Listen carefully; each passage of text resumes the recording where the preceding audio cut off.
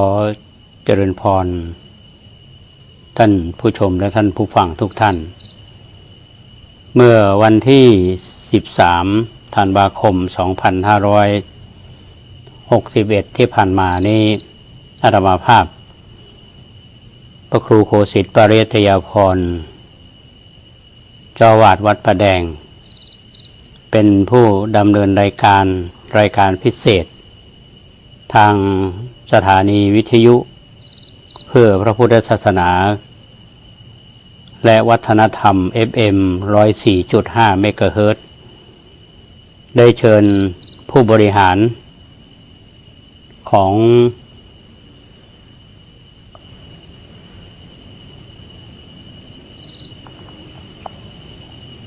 เทศบาลตำบลสุเทพ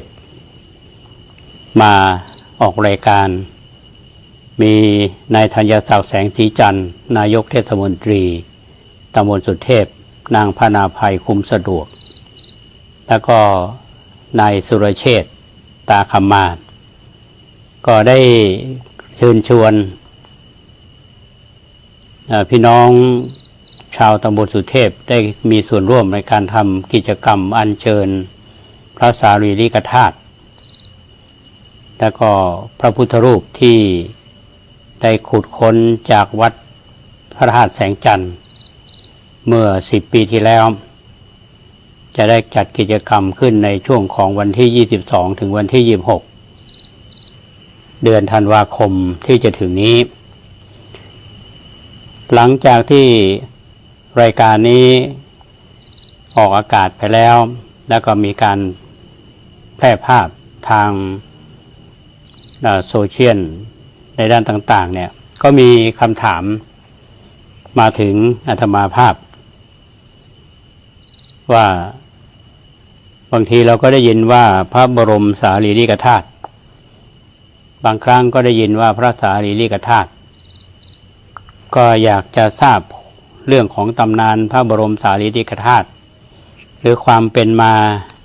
และความหมายของพระบรมสารีริกธาตุมันเป็นอย่างไรอาตมาก็เห็นว่าเป็นเรื่องที่ดีนะเพราะว่า ใน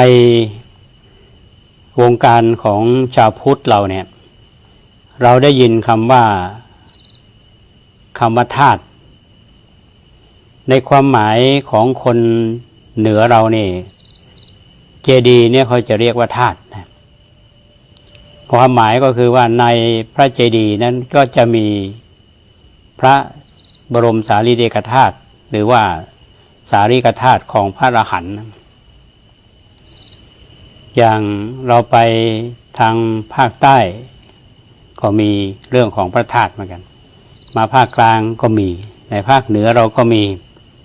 โดยเฉพาะในจังหวัดเชียงใหม่เราเนี่ยวัดสำคัญโดยเฉพาะวัดพระธาตุโดยสุเทพเนี่ยก็บอกมีพระบรมสารีริกธาตุ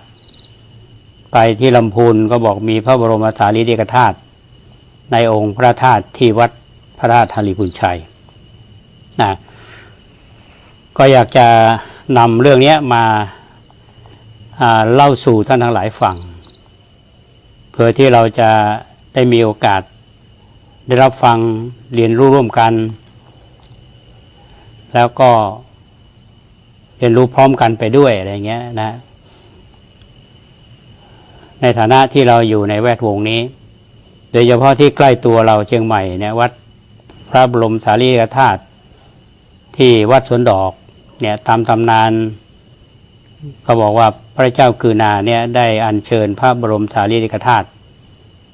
จากการที่ท่านพระมหาสุมาณะ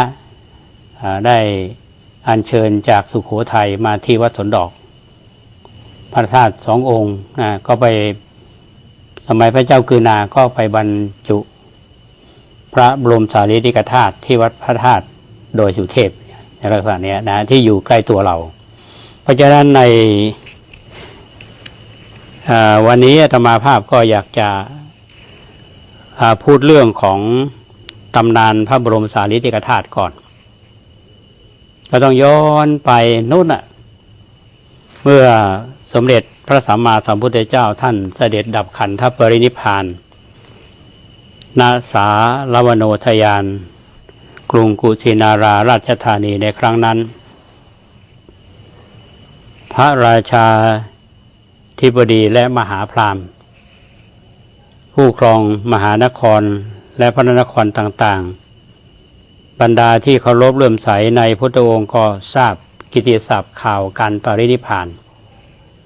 ก็พากันมาส่งราชทูตและพราหมณ์ทูตมาขอรับส่วนแบ่งพระบรมสารีริกธาตุแห่งพระสมเด็จพระภูมิพระภาคเจ้าจากมัลลกษัตริย์เมืองกุสินาราแล้วก็ได้อัญเชิญไปด้วยนานาสักการะสู่อาณาเขตสถานนครแห่งตนสร้างสถูปปริมณฑลเป็นที่บรรจุแล้วก็กระทำมหกรรมบูชาฉลองอย่างอึกกระเริกมโหฬารพระบรมมาธิของสมเด็จพระบรมศาสดาจารย์ก็ได้แพร่หลายประดิษฐานณสถูปในประเทศต่างๆในครั้งแรกรวม8ตำบลคือมีประดิษฐานณสถูปในกรุงราชคฤห์มหานครอันเป็นราชธานีแห่งแคว้นมคธตำบลหนึ่ง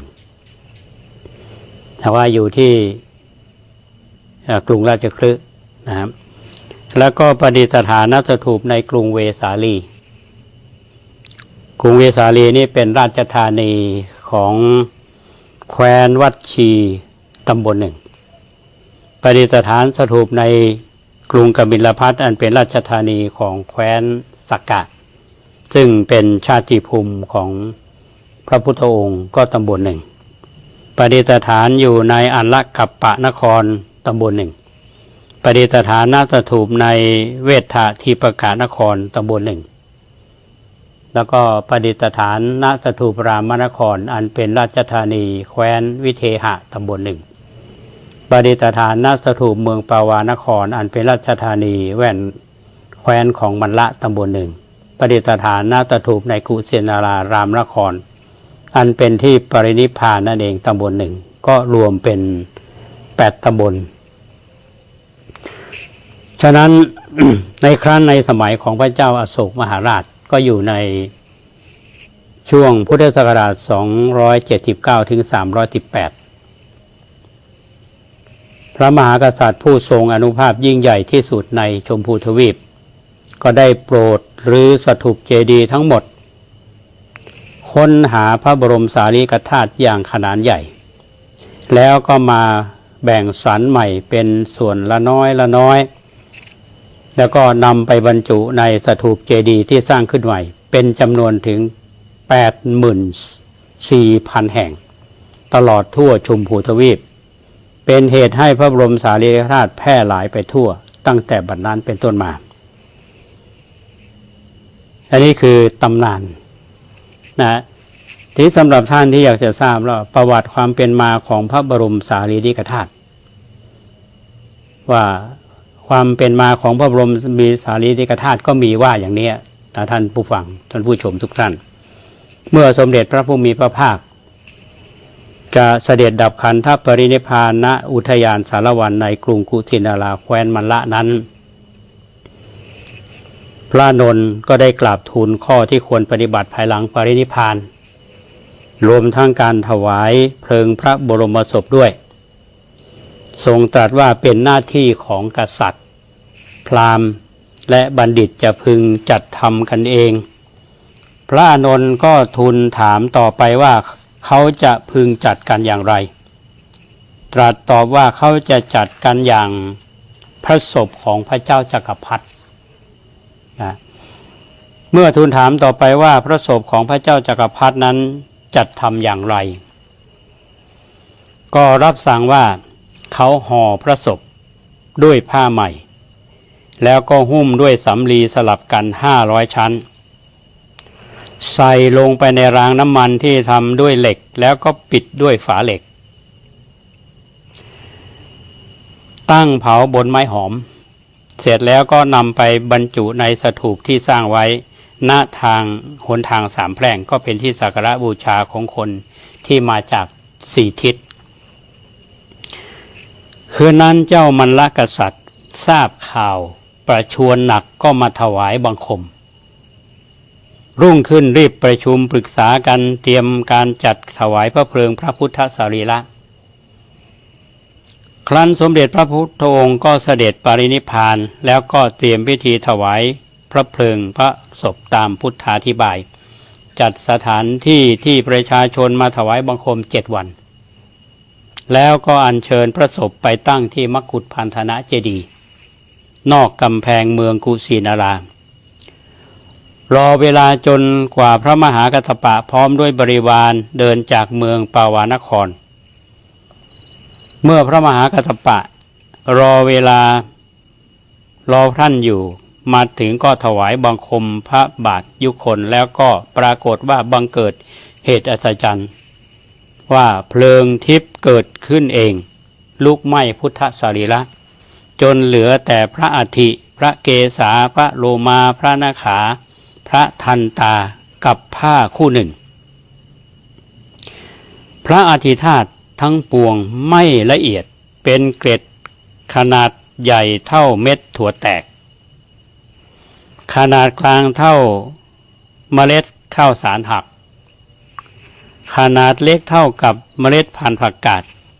ส่วนที่ยังเป็นชิ้นเป็นอันอยู่ตามเดิมก็คือพระอุณหิตธาตุ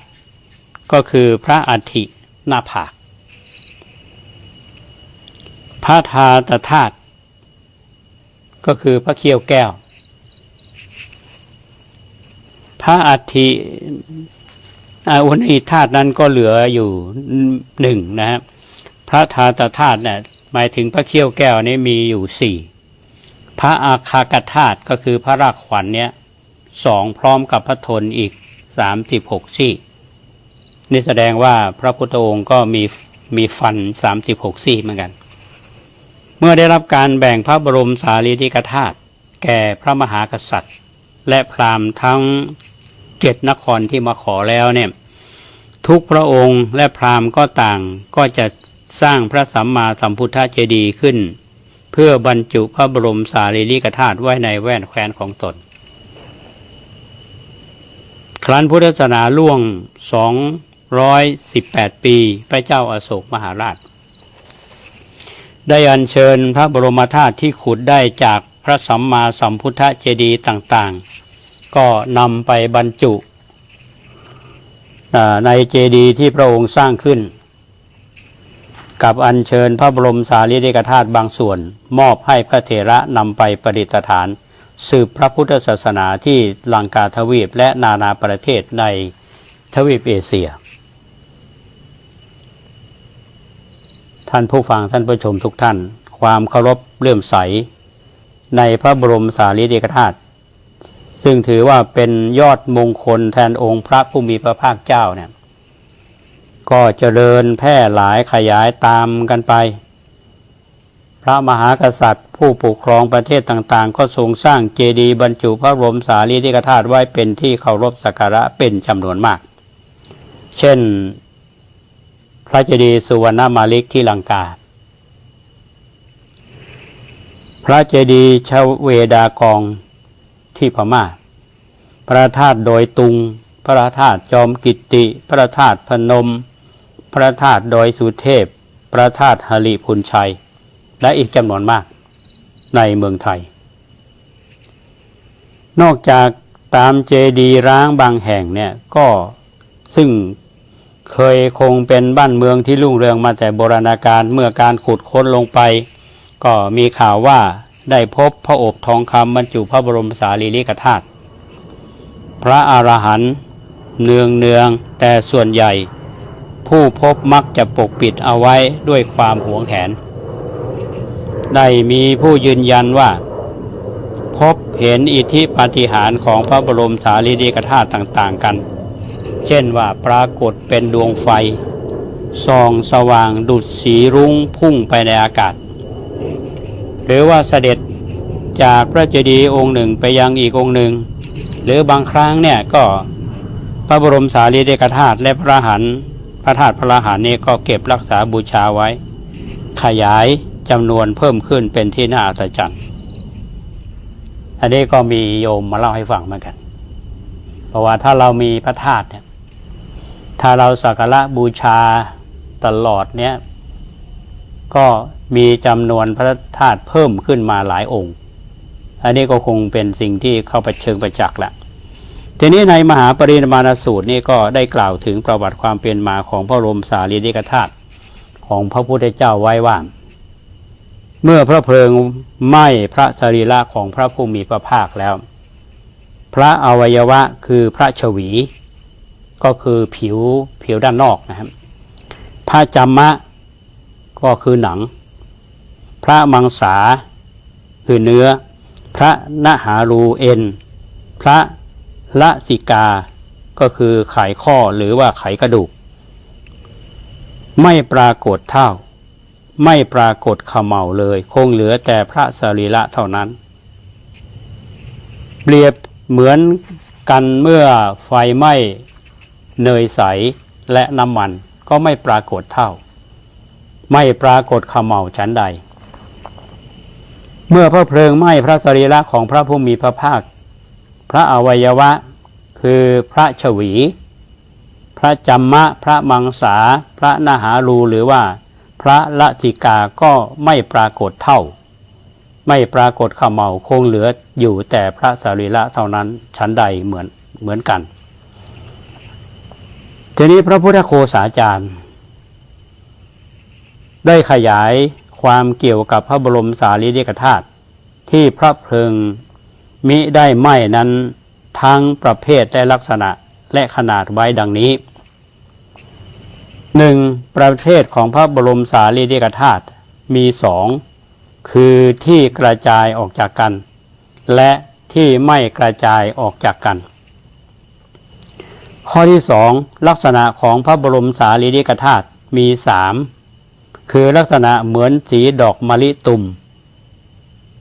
ลักษณะเหมือนสีแก้วมุกดาที่เจียระนายแล้วและลักษณะเหมือนสีจุลหรือว่าผงทองคำข้อที่สาม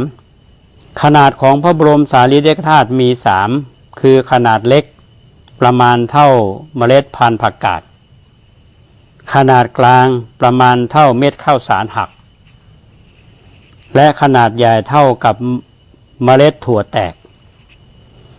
เนี่ยถ้าเราฟังแล้วท่านผู้ฟังเราเห็นว่าบางทีเราเห็นพระธาตุเนี่ยบางทีก็เม็ดเล็กๆบางทีก็เม็ดโตอย่างที่พบพระธาตุแสงจันทร์เนี่ยเม็ดโตนะมี3,943 องค์นะเนี่ยที่เราจะนมัสการกันทีนี้อาตมาได้พูดตอนต้นว่าบางครั้งเราได้ยินคำว่าพระบรมสารีริกธาตุหรือบางครั้งเราได้ยินว่าพระสารีริกธาตุทีนี้เรามาดูว่าท่านผู้รู้ท่านได้ให้ความหมายของพระบรมสารีริกธาตุไว้อย่างน่าสนใจนะฟังแล้วก็ประดับความรู้ด้วยกันนะทั้งอาตมาด้วยทั้งท่านผู้ฟังด้วยนะครับคำว่าพระบรมสารีริกธาตุท่านบอกว่าแยกเป็นสองก็คือพระบรมและสารีริกธาตุคำว่าพระเนี่ยแปลว่าประเสริฐบรมแปลว่าอย่างยิ่งหรือที่สุดเช่นว่าบรมศาสดาบรมบพิตรบรมราชินีบรมมหาราชวังพระบรมนี่ซึ่งอาจจะแปลได้ว่าผู้เลิศประเสริฐยิ่งหรือว่าผู้ประเสริฐยิ่งเช่นว่าพระบรมศาสดาคือพระผู้เป็นครูผู้ยิ่งใหญ่พระผู้เป็นครูสูงสุดหมายถึงพระพุทธเจ้าเราได้ยินบ่อยท่านผู้ฟังพระท่านจะบอกว่าพระบรมศาสดาอะไรอย่างเงี้ยนะความหมายก็หมายถึงพระพุทธเจ้านั่นแหละทีนี้เรามาดูว่าคำว่าสารีริกธาตุเนี่ยในพจนานุกรมบาลีไทยได้ให้ความหมายไว้ว่าสารีริกะหมายถึงส่วนที่เกี่ยวกับร่างกายและคำว่าสารีริกธาตุ แปลว่าธาตุส่วนย่อยนะซึ่งแยกออกจากพระสรีระกายหมายถึงพระอธิธาตุของพระพุทธเจ้าอันนี้เราทราบนะครับว่าสารีริกธาตุหรือบางทีเราไปเขียนสารีบางคนก็สงสัยว่าทำไมริกธาตุนะแต่วันนี้เราเข้าใจกันละทีนี้มาดูว่าท่าน ทองสืบสุภมักกล่าวว่าพระเกศาก็คือผมเนี่ยพระโลมาขนพระนาขาเล็บพระทันตาฟันพระทาตะเขี้ยวพระอัฐิกระดูกเรียกว่าพระบรมสารีริกธาตุแต่ในความโดยมากเนี่ยหมายเอาพระอัฐิและก็เรียกว่าพระบรมสารีริกธาตุบ้างพระบรมธาตุบ้างพระธาตุบ้างและแยกเรียกโดยเฉพาะอีกว่าพระทาตธาตุอย่างพระเขี้ยวแก้วที่ลังกาเนี่ยก็เรียกพระทาตธาตุพระอัคคธาตุก็คือพระลักขวัญและพระคีวธาตุก็คือพระอัฐิก้านพระศรนี้คุณสะเทือนสุภาโสพลก็ได้ให้ความหมายไว้ว่าพระบรมสารีริกธาตุก็คือพระธาตุส่วนย่อยซึ่งแยกออกจากพระสรีระกายของบรมศาสดาผู้ประเสริฐสุดที่เรียกเช่นนี้ก็เนื่องมาจากพระบรมสารีริกธาตุมีสองประเภทด้วยกันก็คือประเภทที่กระจัดกระจายทั่วไปและไม่กระจัดกระจายและไม่เรียกพระบรมสารีริกธาตุมีคุณลักษณะพิเศษและอานุภาพผิดแปลกแตกต่างกับกระดูกของมนุษย์ธรรมดาสามัญเป็นอันมากโดยมีลักษณะเป็นธาตุชนิดหนึ่งซึ่งเมื่อมองดูผิวเผินแล้วคล้ายหินคล้ายแก้วคล้ายเพชรนั่นก็คือผู้รู้ท่านได้ให้ความหมายไว้อย่างนั้นทีนี้เรามาทราบคำว่าศัพท์ที่เกี่ยวข้องกับพระบรมสารีริกธาตุที่ชาวพุทธเรารู้จักทั่วไปก็คือพระธาตุนะครับในพจนานุกรมฉบับราชบัณฑิตยสถานพุทธศักราช 2525 เนี่ยก็ให้ความหมายไว้ว่าคำว่าธาตุหรือธาตุเนี่ยนะหมายถึงกระดูกของพระพุทธเจ้าพระปัจเจกพุทธเจ้าและพระอรหันต์โดยทั่วไปเนี่ยเรียกรวมว่าพระธาตุถ้าเป็นกระดูกของพระพุทธเจ้าเรียกว่าพระบรมธาตุหรือพระบรมสารีริกธาตุถ้าเป็นกระดูกของพระอรหันต์เรียกว่าพระธาตุถ้าเป็นกระดูกส่วนใดส่วนหนึ่งของพระพุทธเจ้าก็เรียกความหมายของคำนั้นๆเช่นพระอุรังคธาตุพระทันตธาตุและถ้าเป็นผมของพระพุทธเจ้าเนี่ยเรียกว่าพระเกศธาตุท่านเจ้าคุณธรรมปิฎกปอ.ประยุตโตนะหรือว่าสมเด็จพุทธาจารย์ท่านก็ได้ให้ความหมายคำว่าธาตุเนี่ยหมายถึงกระดูกของพระพุทธเจ้าและพระอรหันต์ทั้งหลายเรียกรวมกันว่าพระธาตุถ้ากล่าวถึงกระดูกของพระพุทธเจ้าโดยเฉพาะเรียกว่าพระบรมธาตุพระบรมสารีริกธาตุพระสารีริกธาตุหรือระบุชื่อกระดูกส่วนนั้นๆเรียกว่าพระทาตธาตุก็หมายถึงพระเขี้ยวแก้วในส่วนอาจารย์ธนิตอยู่โพอดีตอธิบดีกรมศิลปากรเนี่ยท่านก็ได้แสดงทัศนะไว้ว่าพระธาตุที่กล่าวมานั้นมีความหมายเป็นสองอย่างคือพระธาตุที่หมายถึงสถูปหรือว่าเจดีย์ที่บรรจุพระสรีระธาตุของพระสัมมาสัมพุทธเจ้าอย่างหนึ่งและพระธาตุที่หมายถึงพระสรีระธาตุหรือว่าพระอัฐิธาตุของพระพุทธเจ้าอย่างหนึ่งเพื่อให้ความหมายที่แน่นอนจึงเรียกยกย่องว่าพระสรีระธาตุของพระพุทธเจ้าว่าพระบรมธาตุเ พื่อให้เข้าใจในเรื่องนี้ชัดเจนยิ่งขึ้นจึงได้บัญญัติคำที่เกี่ยวกับพระสรีระธาตุไว้ว่าพระบรมสารีริกธาตุส่วนท่านธรรมธาตุพาณิชย์ที่ท่านมีบทบาทในสวนโมกเนี่ยท่านก็ได้ให้ความหมายของพระธาตุและพระบรมธาตุไว้ว่าหมายถึงคุณธรรมที่ยังคงอยู่ของบุคคลทางธรรมหมายถึงคุณธรรมที่ยังสามารถเป็นกำลังใจแก่บุคคลรุ่นหลังได้แม้เพียงพระนามของท่านเช่นคำว่าพุทธะอรหังก็ทำหน้าที่เป็นพระธาตุกล่าวโดยสรุปก็คือพระบรมสารีริกธาตุโดยความหมายก็คือพระอัฐิธาตุของพระพุทธเจ้าหรือว่ากระดูกของพระพุทธเจ้ารวมถึงพระธาตุที่นับเนื่องก็คือเป็นส่วนร่างกายหรือส่วนพระวรกายของพระสัมมาสัมพุทธเจ้าหมายถึงพระเกศาผมพระโลมาขนพระนาขาเล็บพระทันตาฟันพระอัฐิกระดูกพระธาตธาตุพระเขี้ยวแก้วพระอากธาตุพระรากขวัญพระคีวาธาตุพระอัฐิก้านพระศอกของพระพุทธเจ้าดังนั้นการใช้ศัพท์เรียกกระดูกหรือว่าส่วนที่เกี่ยวข้องด้วยพระพุทธเจ้าที่ยังเหลือจากการถวายพระเพลิงพระพุทธสรีระจึงได้มีการบัญญัติศัพท์ที่ใช้ให้ชัดลงไปอย่าเฉพาะว่าพระบรมสารีริกธาตุหมายถึงธาตุที่นับเนื่องหรือว่าส่วนทางร่างกายหรือว่าพระวรกายของพระสัมมาสัมพุทธเจ้าโดยเฉพาะไม่เกี่ยวกับธาตุของพระอริยสาวกและไม่ได้หมายถึงพระธาตุเจดีย์หรือว่าธาตุสถูปนั่นคือความหมายของพระบรมสารีริกธาตุที่ให้ความหมายไว้ในพจนานุกรมหรือท่านผู้รู้ท่านได้ให้ความหมายก็มีความหลากหลายนะก็เป็นความรู้ที่พวกเราก็ควรแก่การรับฟังเป็นอย่างยิ่งนะและอาตมาเชื่อว่าท่านที่ได้ฟังวันนี้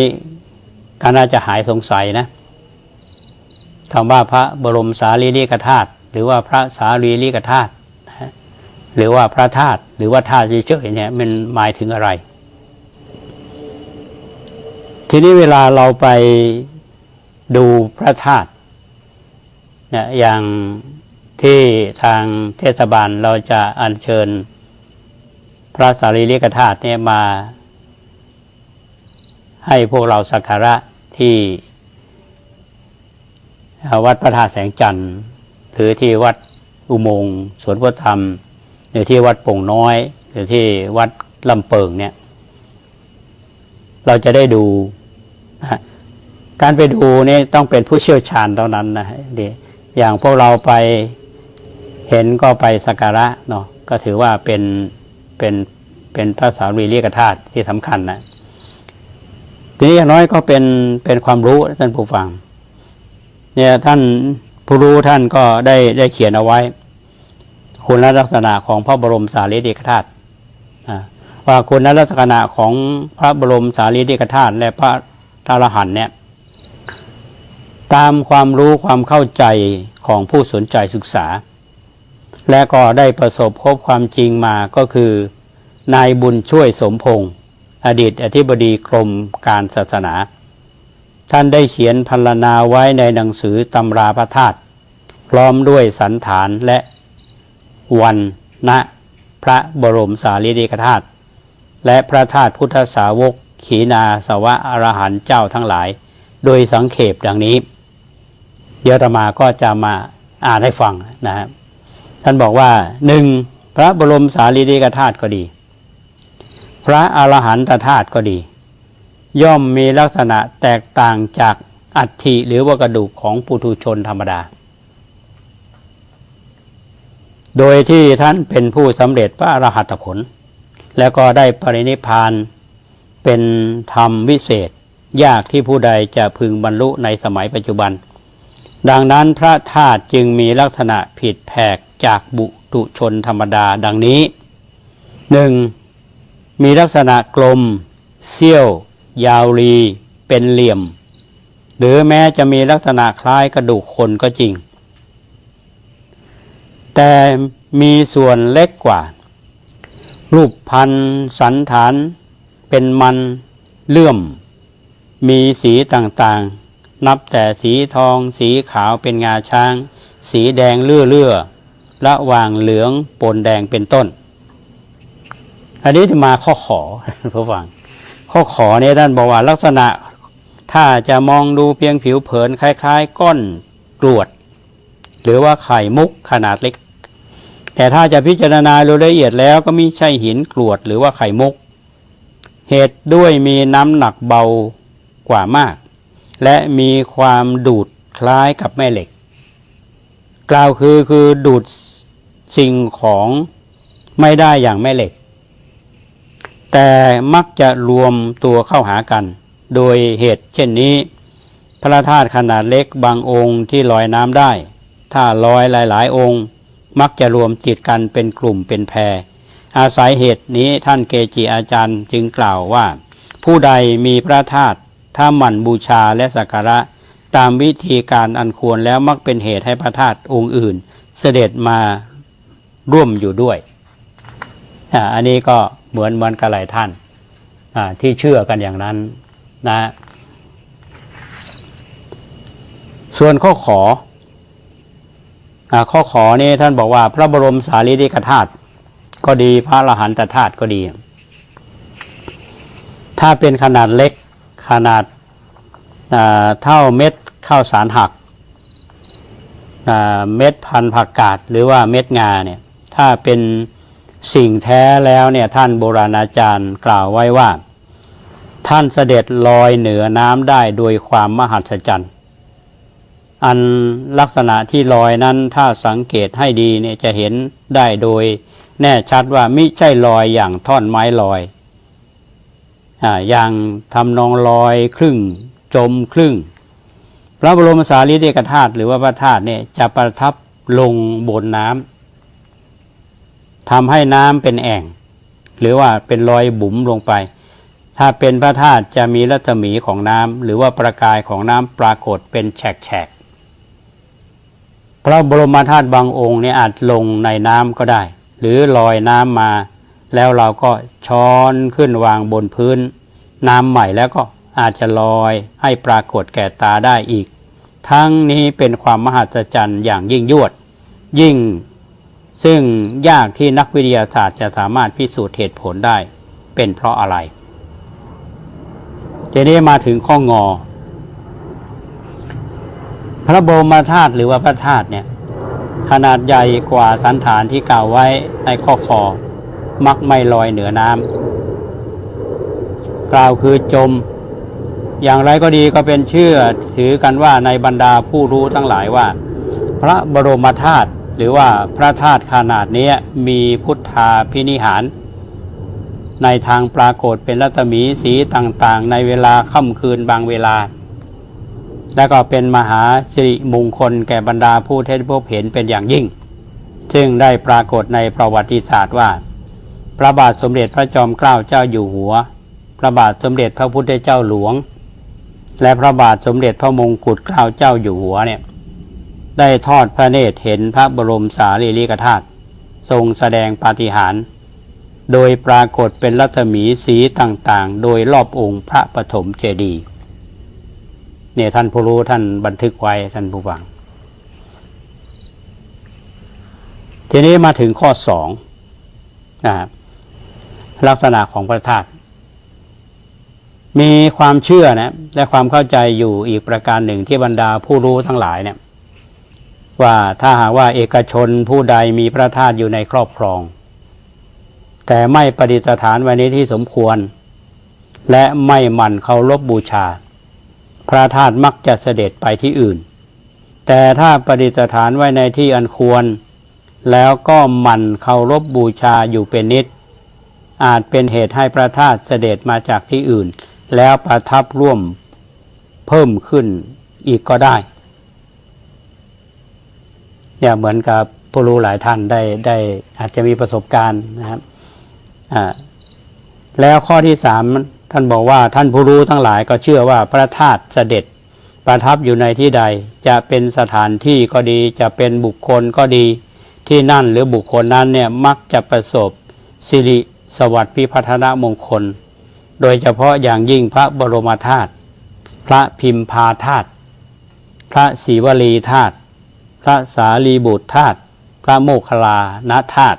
พระมหากัจจายนะธาตุพระองคุลิมานธาตุเป็นต้นนั่นก็คือ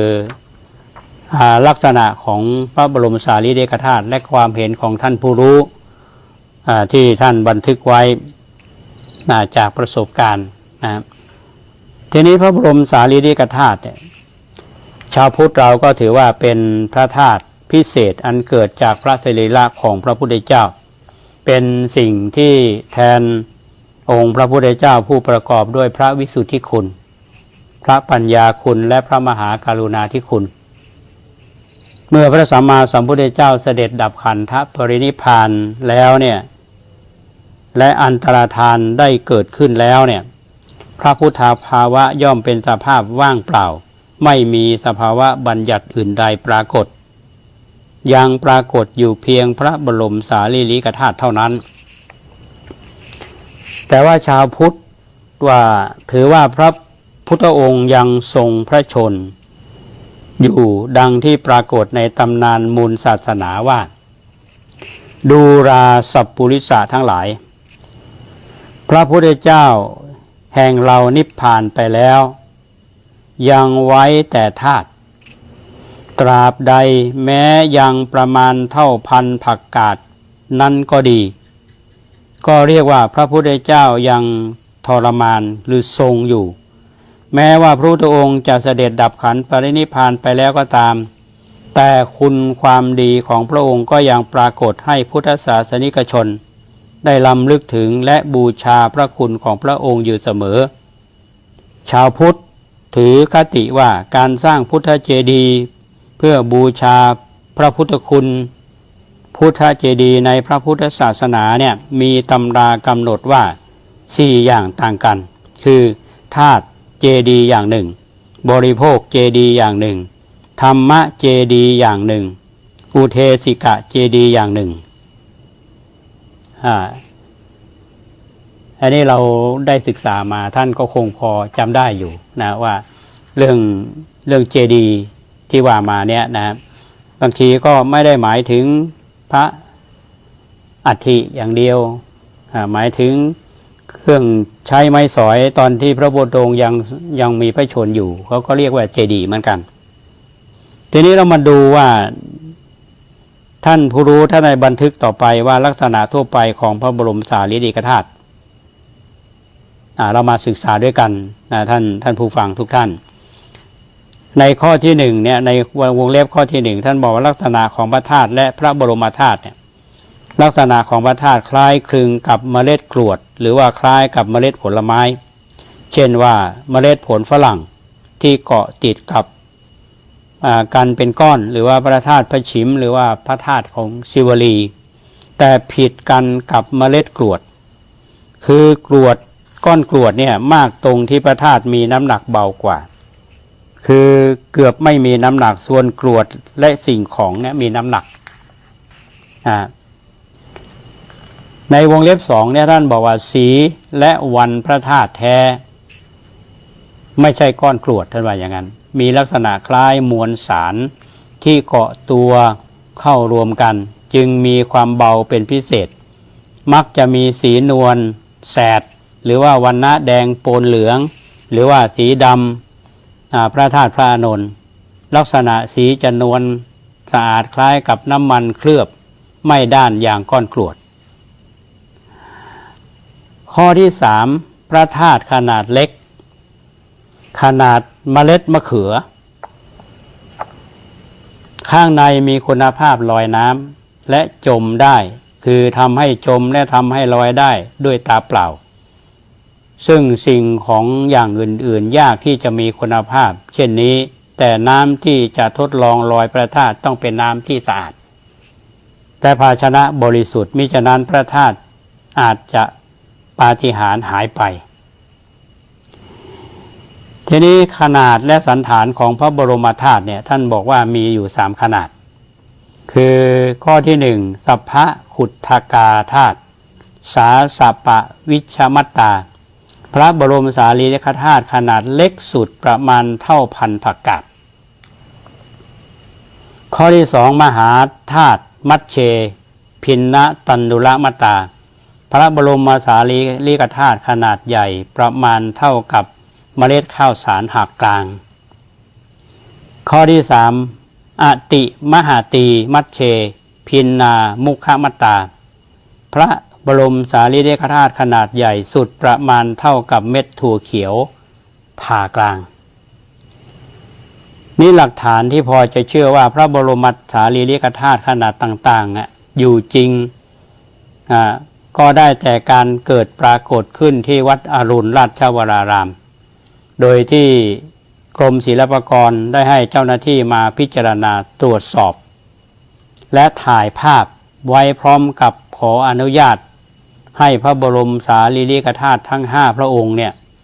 ขึ้นบัญชีไว้เป็นโบราณวัตถุสำหรับชาติตามความในมาตรา6แห่งพระราชบัญญัติว่าด้วยโบราณสถานศิลปวัตถุและการพิพิธภัณฑ์สถานแห่งชาติพุทธศักราช 2477 เกี่ยวกับลักษณะวรรณะและสันฐานแห่งองค์พระบรมสารีริกธาตุไว้ดังนี้องค์ที่1ลักษณะกลมมีลายคล้ายไข่นกปลอด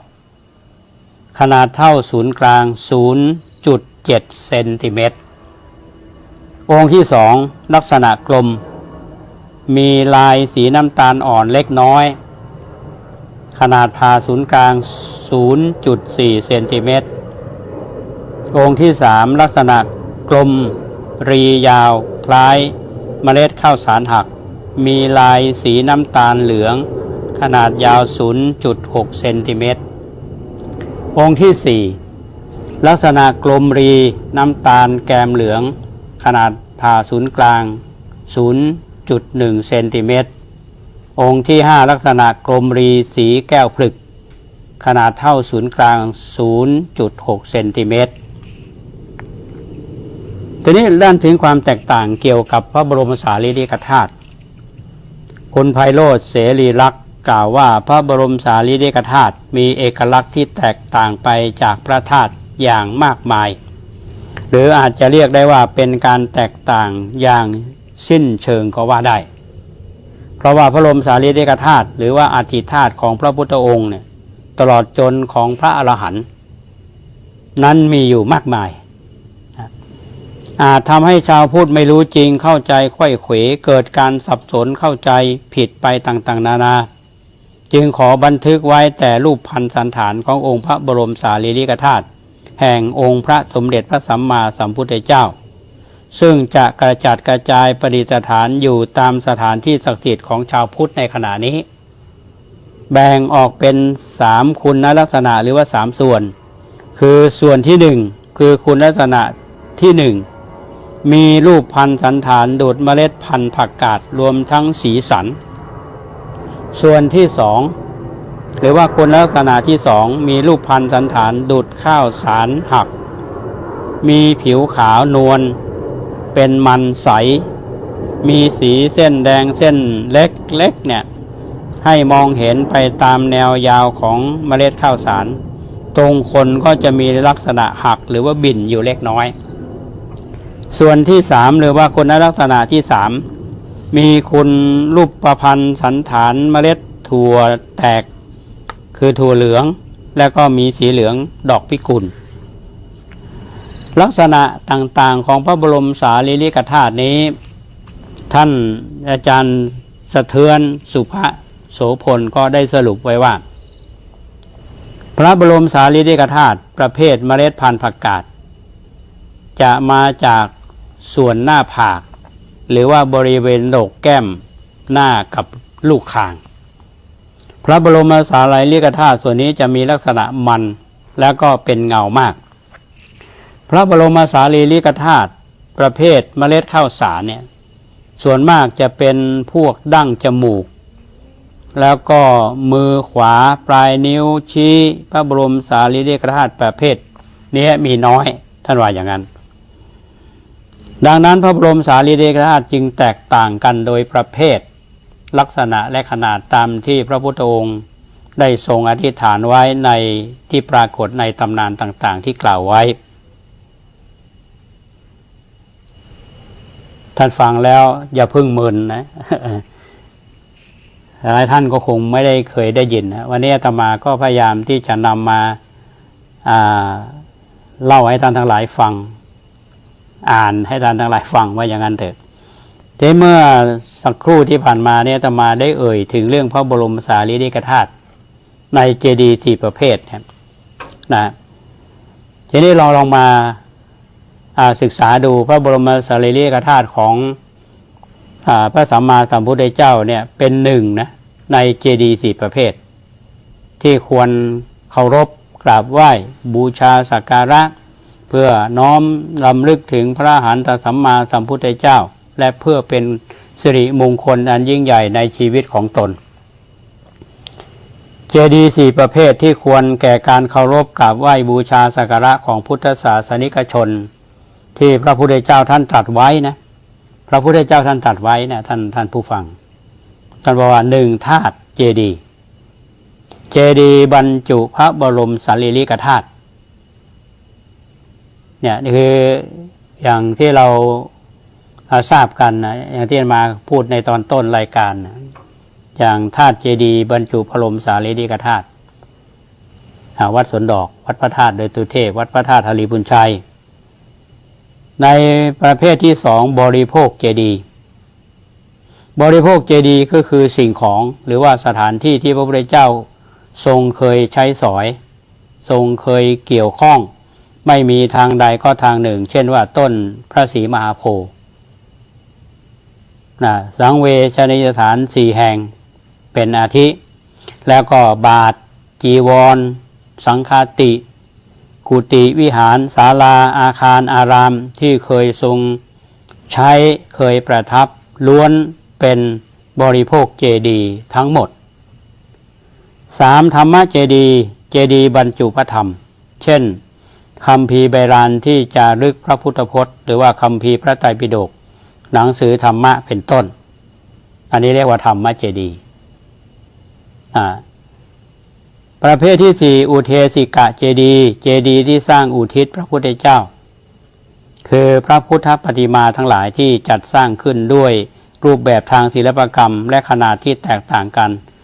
ซึ่งมีกระจายกันอยู่ทั่วทุกมุมโลกอันนี้เราก็พอก็จะประเมินได้ว่าโอ้คำว่าเจดีย์4ประเภทเนี่ย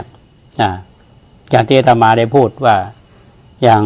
บาทก็ดีจีวรก็ดีสังฆาติก็ดีเรียกสถานที่ที่เคยประทับ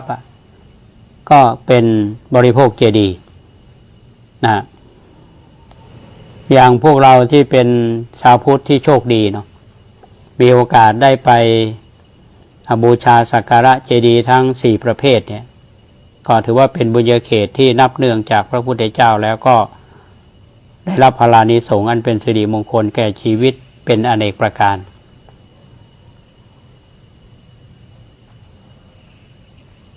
ท่านบอกว่าในพุทธเจดีย์4ประเภทดังที่กล่าวมาเนี่ยพุทธศาสนิกชนส่วนมากเนี่ยก็นับถือพระธาตุเจดีย์เพราะว่าเป็นเจดีย์ที่บรรจุพระบรมสารีริกธาตุของพระพุทธเจ้า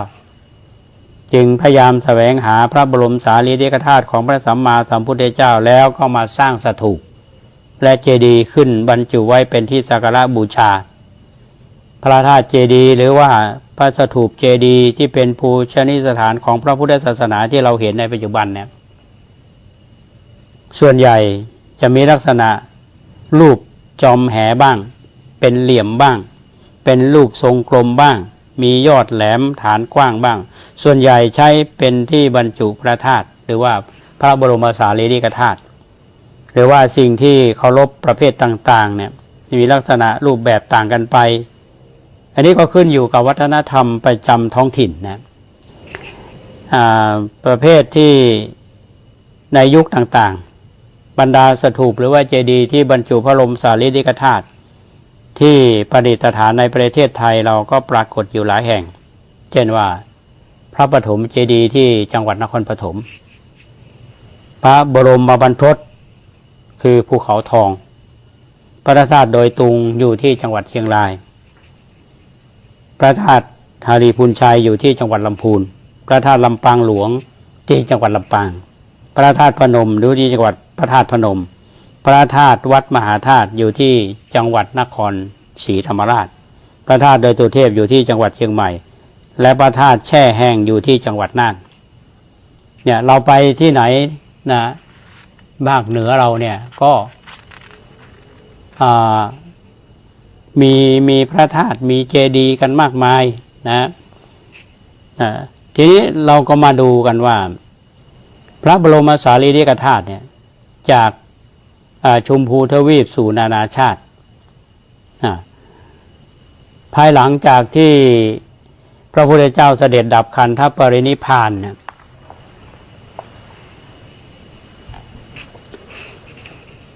ได้กี่วันได้7 วันพอถึงวันที่8เนี่ยไทยเราเรียกว่าวันอัฐมีบูชามัลลกษัตริย์และพุทธศาสนิกชนชาวอินเดียก็ได้ร่วมกันอัญเชิญพระพุทธสรีระไปถวายพระเพลิงที่มักคุฏปันธนะเจดีย์อันตั้งอยู่ทางทิศตะวันออกภายนอกเมืองกุสินาราปัจจุบันนี้ก็คือตำบลกาเซียจังหวัดกุสินาราในรัฐอุตรประเทศในการถวายพระเพลิงพระพุทธสรีระนั้นพระอวัยวะหรือว่าพระฉวีผิวนอกพระจัมมะหนังพระมังสาเนื้อพระนหารูเอ็นพระราชิกาไขข้อไขกระดูกเนี่ยถูกพระเพลิงเผาผลาญไม่ปรากฏเท่าไม่ปรากฏเขม่าหลงเหลืออยู่เลยเหลืออยู่แต่พระบรมสารีริกธาตุคือพระอัฐิเท่านั้นส่วนผ้าที่มัลลกษัตริย์ใช้พันห่อหุ้มพระบรมศพถึง500 คู่เนี่ยรวมเป็น 1,000 ชั้นนั้นนะมีเพียง2 ผืนเท่านั้นที่ถูกไฟไหม้คือผืนที่อยู่ในสุดกับผืนที่อยู่นอกสุดน่าหัศจรรย์นะท่านผู้ฟังเมื่อพระเพลิงเผาผลาญพระพุทธสรีระเสร็จสิ้นแล้วเนี่ยมัลลกษัตริย์ก็ใช้น้ำหอมล้วนๆดับจิตกาทานอันเป็นบรมมาตรฐานสำหรับถวายพระเพลิงพุทธสรีระจากนั้นก็จึงได้ตั้งกองกำลังถวายอารักขาอยู่7 วันก่อนจัดในพิธีแบ่งพระบรมสารีริกธาตุไปประดิษฐานอย่างนครต่างๆทั้งชมพูทวีป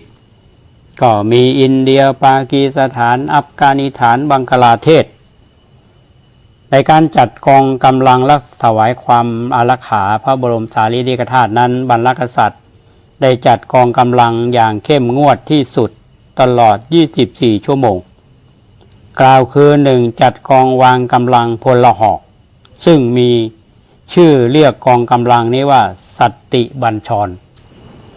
กลงหอกกำแพงหอกไว้รอบสันทาคารซึ่งเป็นที่ประดิษฐานพระบรมสารีริกธาตุ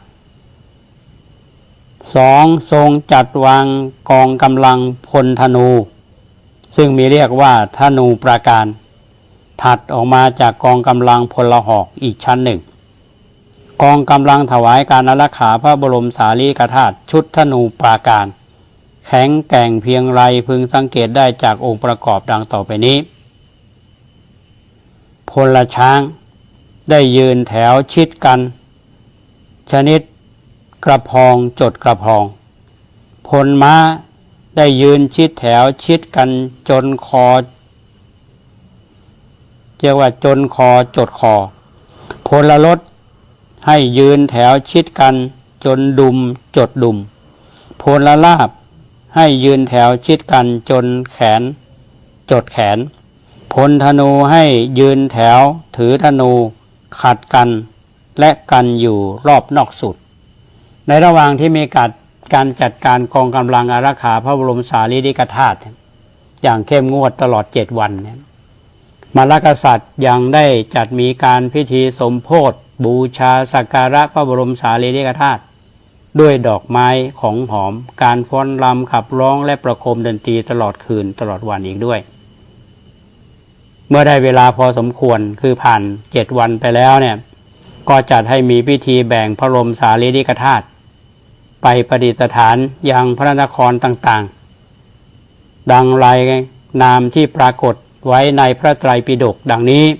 1. พระเจ้าอาชาติศัตรูนำไปบูชาที่กรุงราชคฤห์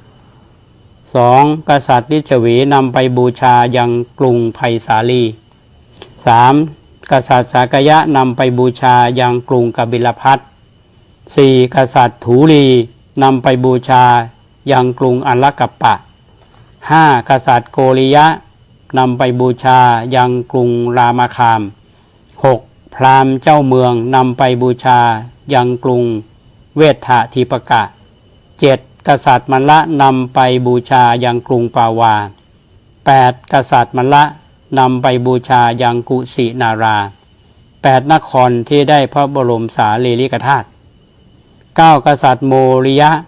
นำพระอังคารก็คือขี้เถ้าไปบูชายังกรุงปิพิวัน 10. ทนพราหมณ์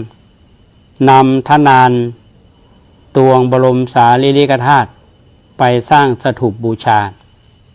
คือโทนพราหมณ์นี่เป็นผู้มีหน้าที่แจกพระบรมสารีริกธาตุก็ได้ทนานดวงที่บรรจุบรมสารีริกธาตุเนี่ยท่านฟังแล้วนึกภาพไปด้วยนะก็มาว่าเรามารีวาย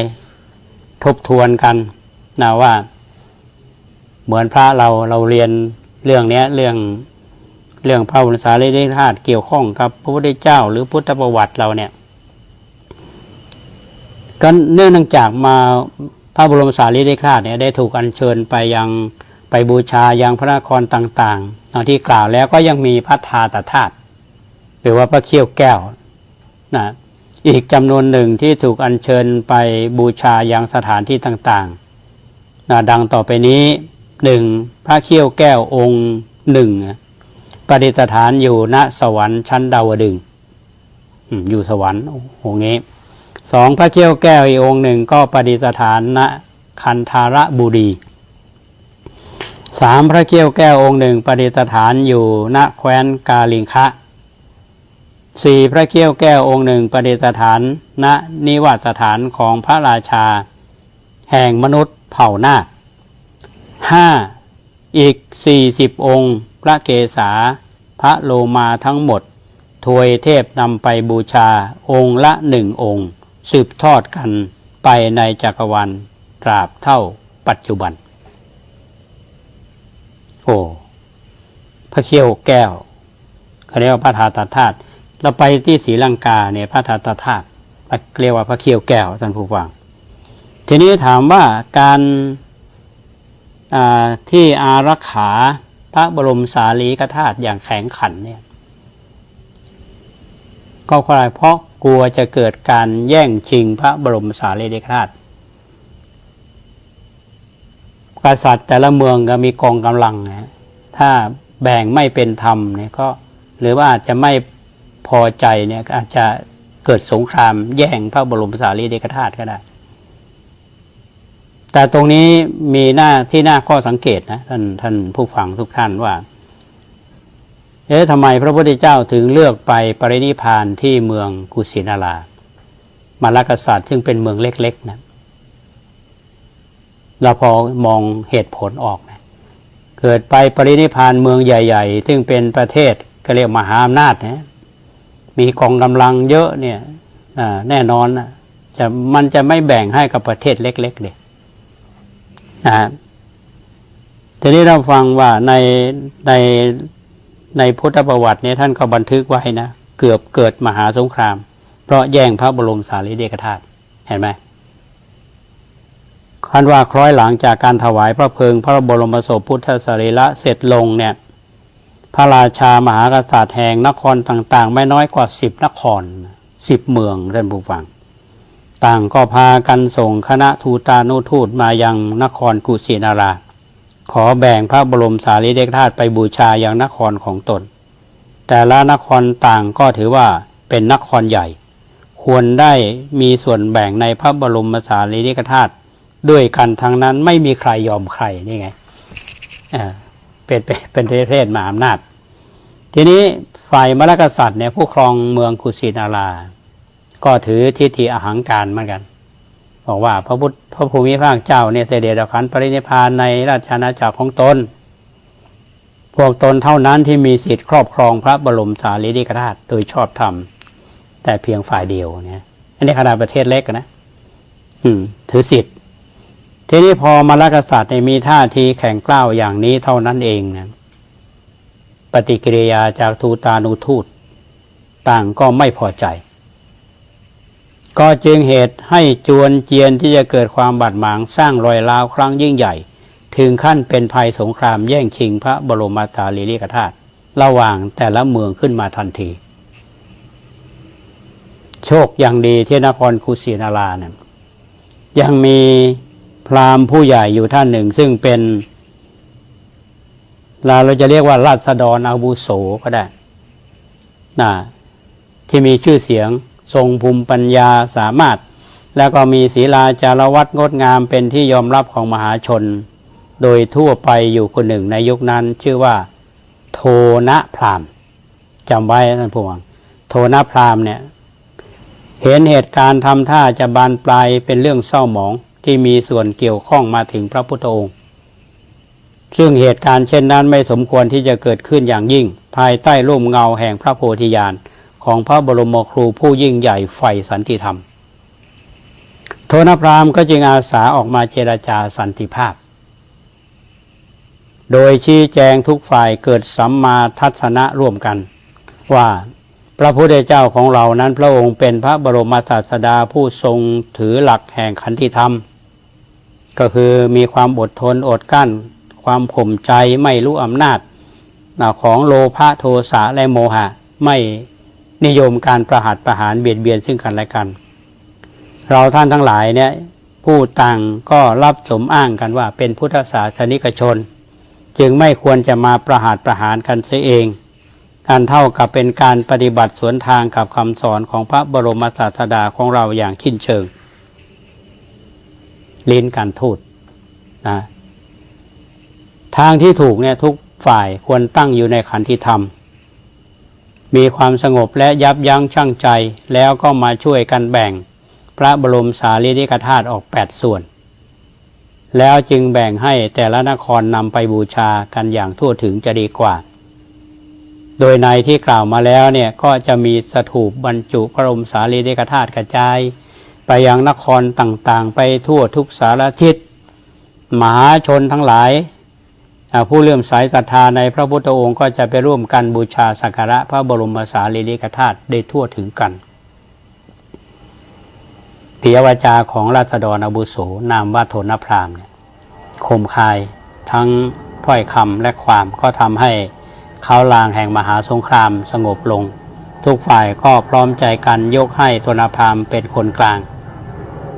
ในการจัดแบ่งพระบรมสารีริกธาตุออกมาเป็น8ส่วนสำหรับ8นครดังกล่าวมาแล้วข้างต้นส่วนโทนพราหมณ์นั้นก็ได้ถือเอาทานานตัวเองได้ตวงพระบรมสารีริกธาตุนั่นเองกลับไปบรรจุไว้ในพระสถูปที่ตนเองสร้างขึ้นมาแล้วก็บูชาสักการะสืบไปแต่ท่านผู้ฟังวันนี้อาตมาภาพนำเรื่องของพระบรมสารีริกธาตุมาเล่าให้ท่านทั้งหลายฟังก็เป็นครั้งแรกอาตมาตั้งใจอย่างนั้นว่าจากการที่ประชุมของเทศบาลก็ดีจากผู้เข้าร่วมประชุมก็ดีเนี่ยก็อยากจะให้คนที่ไปร่วมงานเนี่ยได้ทราบคำว่าพระบรมสารีริกธาตุมีประวัติตำนานเป็นยังไงมีความเป็นมายังไงวันนี้ก็นำมาเล่าสู่ท่านทั้งหลายได้ฟังทาง Facebook ของอาตมานะครับก็คิดว่าคงจะเป็นประโยชน์ ทีนี้เมื่อกี้เนี่ยอาตมาได้พูดถึงเรื่องของพระเขี้ยวแก้วที่บอกว่าเป็นพระบรมสารีริกธาตุที่เป็นสัญลักษณ์แทนองค์พระบรมศาสดาสัมมาสัมพุทธเจ้าที่ยังเหลืออยู่เนี่ยพระบรมสารีริกธาตุก็รวมเอาความสำคัญของพระองค์ไว้อย่างครบถ้วนแต่หากไม่มีพระบรมสารีริกธาตุเหล่านี้ประกอบกันก็คงไม่มีอรหันตสัมมาสัมพุทธเจ้าไม่มีการประสูติตรัสรู้และการแสดงปฐมเทศนาและการเสด็จดับขันธ์ปรินิพพานขององค์สมเด็จพระสัมมาสัมพุทธเจ้าในห้วงก่อนการเสด็จดับขันธ์ปรินิพพานเพียงเล็กน้อยพระอานนท์พุทธอนุชาเนี่ยได้กราบทูลตัดพ้อต่อพระพุทธเจ้าว่าสมัยเมื่อพระพุทธองค์ยังทรงพระชนอยู่เนี่ยย่อมมีผู้จาริกมาจากทุกทิศานุทิศเพื่อเข้าถวายบังคมแทบเบื้องพระยุคลบาทและรับฟังพระธรรมเทศนาอันเป็นมหาสิริมงคลอย่างยิ่งแก่ชีวิตแต่ว่าเมื่อพระองค์จะมาด่วนเสด็จดับขันธ์ปรินิพพานไปเสียเช่นนี้เนี่ยสืบไปภายหน้าภิกษุสงฆ์และมหาชนคงจะหาโอกาสอันเป็นมิ่งมงคลเช่นนั้นอีกไม่ได้แล้วพระนนท์นี่เป็นพุทธอุปถากมีศักดิ์เป็นพุทธอนุชาถ้าภาษาบ้านเราก็เรียกว่าเป็นพระเลขานุการจะรู้หมดนะครับพระพุทธองค์ก็ตรัสแนะนำพระอานนท์ซึ่งเป็นพุทธานุชาว่าถึงแม้ว่าพระองค์จะจากไปก็ตามทีเถอะแต่อนุสรณ์สำหรับเป็นเครื่องระลึกนึกถึงพระองค์นั้นยังคงอยู่และใครก็ตามที่มีโอกาสได้กราบไหว้บูชาสักการะอนุสรณ์เหล่านั้นก็เท่ากับว่าได้มากราบไหว้บูชาพระองค์นั่นเองและเมื่อกราบไหว้บูชาแล้วก็เกิดผลบุญไพศาลแม้เมื่อแตกกายทำลายขันธ์ไปแล้วก็จะได้บังเกิดในสุคติภพอย่างแน่นอนมีพระพุทธพจน์ตรัสยืนยันว่าอานนท์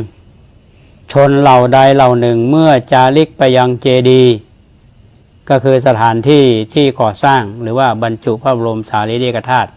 พระบรมสารีริกธาตุสิ่งของสถานที่ที่สร้างขึ้นเพื่อเป็นเครื่องรำลึกถึงพระสัมมาสัมพุทธเจ้าท่านบอกว่าย่อมจะมีจิตเลื่อมใสหลังจากตายแล้วย่อมบังเกิดในสุคติโลกสวรรค์อันนี้อ้างในพระไตรปิฎกนะท่านผู้ฟังบอกว่าพระไตรปิฎกฉบับมหาจุฬาทีฆานิกายมหาวรรคพระเจ้าอนุสรณ์สถานสำหรับกราบไหว้เพื่อเป็นที่ยังใจให้เกิดศรัทธาเลื่อมใสเป็นสิริมงคลแก่ชีวิตของพุทธศาสนิกชนตามคำแนะนำของพระพุทธองค์นั้นก็คือสถานที่ประสูติคือสถานที่พระพุทธเจ้าประสูติสถานที่พระพุทธเจ้าตรัสรู้สถานที่ที่พระพุทธเจ้าประกาศธรรมจักรอันเป็นปฐมเทศนาสถานที่พระพุทธเจ้าเสด็จดับขันธ์ปรินิพพานเพราะฉะนั้นพุทธศาสนิกชนชาวไทยของเราเนี่ยที่ไม่มีโอกาสไปเยือนสังเวชนียสถานเนี่ยก็ต้องหาโอกาสไปอันนี้เป็นสิ่งที่พวกเราได้มีความภาคภูมิใจกันวันนี้เรื่องราวเกี่ยวกับพระบรมสารีริกธาตุก่อนที่อาตมาจะจบเรื่องนี้เนาะอาจจะมีคนสงสัยว่าการอัญเชิญเสด็จของพระบรมสารีริกธาตุมีไหมหรือว่าเราจะอัญเชิญอย่างไรนะทีนี้ก็มีท่านผู้รู้ได้บันทึกเอาไว้ว่าให้หาขันสำริดใบหนึ่งตั้งไว้ที่บูชาพระผู้ที่จะเชิญพระธาตุเสด็จนั้นให้นั่งตรงหน้าที่บูชาบนผ้าขาวผืนหนึ่งทำเป็นผ้าสันทัดรองนั่งแล้วก็บริกรรมด้วยคาถานี้ว่าอัจฉตะเคปานุเปตังพุทธังธัมมังสังฆังสารนังคโตสมิมหันตาพินนะมุตตาจะมัชชีมาพินนะตันดูลา ขุทธกาสะสะปะมัตตาเอวังทาตุโยสัพพะฐาเนอาคัตฉันตุสีเสเตปตันตุหรืออย่างนี้ก็ได้อิติปิโสวิเสเสอิเสเสพุทธนาเมอิเมนาพุทธตังโสอิโสตังพุทธอิติปิและมีคำบูชาพระธาตุในพรหมโลกและดาวดึงส์พรหมโลเกทุสธาตุวามัคขกะธาตุโยสัพเพพรหมาภิปูเชนติถูปังทวาสะโยชนังตาวะติงสัมหิเทวานังจุลามณีจะเกสกังสัพเพเทวาภิปูเชนติถูปัญจะตะจะจตุโยชนังปูชิตานระเทเวหิอหังวันทามิสัพพโสอันนี้เป็นคำบูชาพระธาตุในพรหมโลกและดาวดึงส์ทีนี้การบูชาพระธาตุในจักรวาลทั้งหลายก็มีท่านผู้ฟังมีคำบูชาว่าจัตตาลีสะสมาทันตาเกสาโลมานาขาปิจะเทวาหรันติเอเกกังจักรวาลาปรัมปราปูชิตานระเวเทเวหิเออหังวันทามิทาตุโยนะแล้วก็มีคำบูชาพระธาตุ 84,000 องค์ในชมพูทวีปว่าอัฏฐฐารเสทเววัสสเตธรรมาโสโกราชาอาหุจตุราสีติสหัสสาเจติยาจะการาปิตาปูชินานระเทเวหิอหังวันทามิทาตุโยสัตตะโทนานิทาตุนิชมพูทีเปปฏิทิตาจตุราสีติสหัสสาเจติยาปฏิมันดิกตาปูชิตานระเทเวหิอหังวันทามิทาตุโยอันนี้คาถาบูชาพระธาตุ 84,000 องค์ในชมพูทวีปทีนี้ก็มีคาถาบูชาพระธาตุในลังกาอปเรนะสมะเยนะทุตโถนามะนราธิโปเอกะโทนนันจะทาตุนังลังกาทีเปปฏิทิตังปูชิตานวะเทเวหิอหังวันทามิทาตุโยอันนี้เป็นคำบูชาเพราะคิดว่าพวกเราได้ฟังเรื่องราวของพระบรมสารีริกธาตุก่อนที่จะจากลาท่านผู้ฟังไปนะที่คำตัดพ้อพระอานนท์ที่มีต่อพระพุทธเจ้าเนี่ยนะหลายคนก็จะมองว่าพระที่ทำหน้าที่เป็นเลขาเนี่ยก็คือพระอานนท์เป็นพุทธอุปถากพระพุทธเจ้าปรินิพพานไปแล้วเนี่ยยังไม่ได้บรรลุเป็นพระอรหันต์ท่านไปนั่งร้องไห้เสียใจนะก็คงนึกย้อนหลังว่าไม่ว่าจะเป็นใครก็ตามที่เข้าเฝ้าพระพุทธเจ้าเนี่ยได้ฟังธรรมได้บรรลุธรรมเป็นพระอริยบุคคลไปแต่ตัวท่านเนี่ยไม่ได้เป็นพระอริยบุคคลประเด็นนี้นะกับดีท่านผู้ฟังดีตรงไหนดีตรงที่ว่าก่อนที่จะมีการสังคายนาครั้งที่ 1เนี่ยที่ท่านพระมหากัสสปะท่านเป็นประธานในการสังคายนาเนี่ยจะต้องสังคายนาและมีพระอรหันต์เนี่ยต้องเข้าประชุมกันปรากฏว่าพระอานนท์เนี่ยได้เป็นพระรูปหนึ่งนะที่พระมหากัสสปะมีความมั่นใจว่าจะต้องได้พระอานนท์ไปร่วมการประชุมก็ติดอยู่นิดหนึ่งพระอานนท์ยังไม่ได้เป็นพระอรหันต์รอเวลาท่าน พระอานนท์ได้เป็นพระอรหันต์ในที่สุดท่านก็ได้บรรลุพระอรหันต์ก่อนที่มีการประชุมสังฆายนาครั้งที่ 1พระมหากษัตริย์เป็นประธานผู้ที่วิสัชนาพระวินัยคือท่านพระอุบาลีแต่ท่านผู้วิสัชนาพระสูตรก็คือพระอานนท์ก็วิสัชนาพระอภิธรรมด้วยอันนี้คือข้อดีนะที่พระอานนท์ท่านได้ดูแลเพราะฉะนั้น ที่เราได้ศึกษาพระไตรปิฎกทุกวันนี้พระอานนท์ขอพรจากพระพุทธเจ้าข้อหนึ่งที่บอกว่าพระพุทธองค์เนี่ยไปแสดงธรรมแก่ใครที่ไหนเมื่อไหร่มีเนื้อหาว่ายังไงบ้างเนี่ยกลับมาต้องมาแสดงให้แก่พระอานนท์ทุกครั้งเพราะฉะนั้นพระพุทธเจ้าเทศกี่กันเนี่ยต้องมาเทศให้พระอานนท์ฟังเพราะอะไรเพราะป้องกันไว้ว่ากลัวคนตำหนิในอนาคตว่าเรื่องนี้พระพุทธเจ้าแสดงแก่ใครที่ไหนเนี่ยถ้าพระอานนท์ไม่รู้เนี่ยถือว่าไม่ปฏิบัติหน้าที่สมบูรณ์เนี่ยเพราะฉะนั้นท่านได้ฟังเทศทุกกันจากพระพุทธเจ้าแต่รู้เรื่องหมดเพราะฉะนั้นเราจะเห็นได้ว่าเวลาเราสวดมนต์เนี่ยจะได้ยินขึ้นต้นว่าเอวัมเมสุตังเอกังสมยังทุกครั้งเอวัมเมสุตังข้าพเจ้าได้ฟังมาอย่างนี้ข้าพเจ้าในที่นี้คือพระอานนท์พระอานนท์ได้เล่าให้กับพระภิกษุสงฆ์ในการประชุมของสังฆายนาครั้งที่ 1นี่คือบทบาทเด่นของพระอานนท์นะก็เล่าสู่ท่านผู้ฟังในค่ำคืนวันนี้นะก็ต้องขออนุโมทนากับท่านทั้งหลายที่ฟังมาอย่างยืดยาวเนี่ยนะ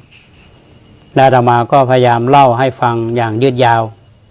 เพราะในชีวิตของอาตมานี้ไม่เคยมาเล่าเรื่องนี้ขนาดนี้นะที่ทำก็เพราะอยากให้ท่านทั้งหลายได้รับความรู้เกี่ยวกับเรื่องของพระบรมสารีริกธาตุขอบคุณข้อมูลจากครูบาอาจารย์ที่บันทึกไว้ก็เป็นประโยชน์แก่พวกเรานะขอบคุณทุกท่านที่ได้ติดตามมาตั้งแต่ต้นเมื่อฟังแล้วเนี่ยก็คิดเห็นเป็นอย่างไรนะตอนนี้ก็มีคุณโยมพรพินก็ดูรายการนี้อยู่นะอยู่นะ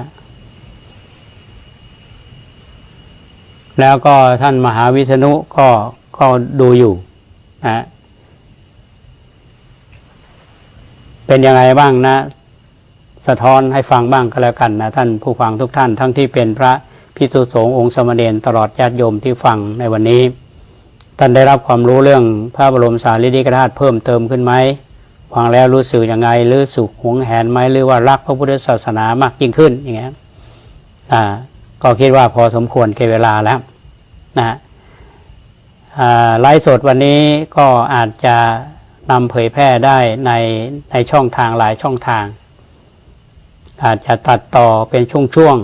ๆนำไปออกในรายการวิทยุซึ่งก็ต้องขอบคุณท่านพระครูสมุวิสุวัตรวรกิจโจนะท่านผู้อำนวยการสถานีวิทยุเพื่อ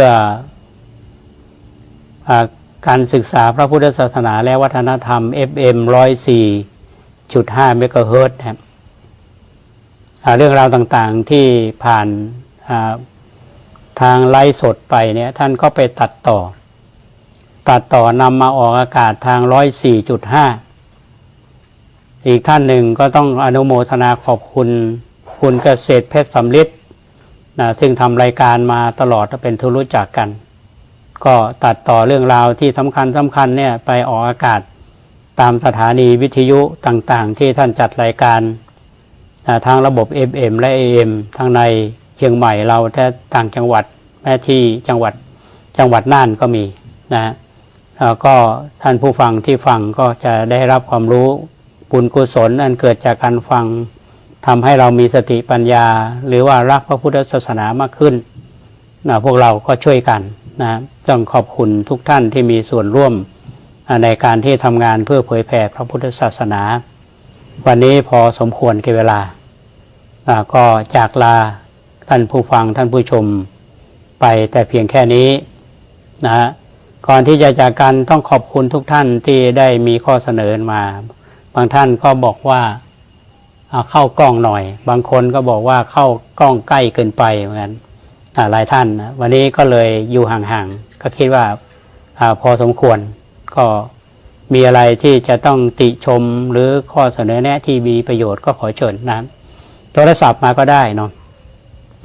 หมายเลข0818815690หลังจากจบรายการนี้ก็โทรมาคุยกันหน่อยก็ได้นะ0818815690ถึงพระครูโคสิทธิ์ปริยัตยาภรณ์เจ้าคณะตำบลสุเทพเขตหนึ่งเจ้าวาดวัดประแดงมหาวิหารตำบลสุเทพอำเภอเมืองจังหวัดเชียงใหม่จากลาไปก่อนพบกันใหม่ในโอกาสหน้าขอความสุขสวัสดีจงบังเกิดมีแก่ทุกท่านขอเจริญพร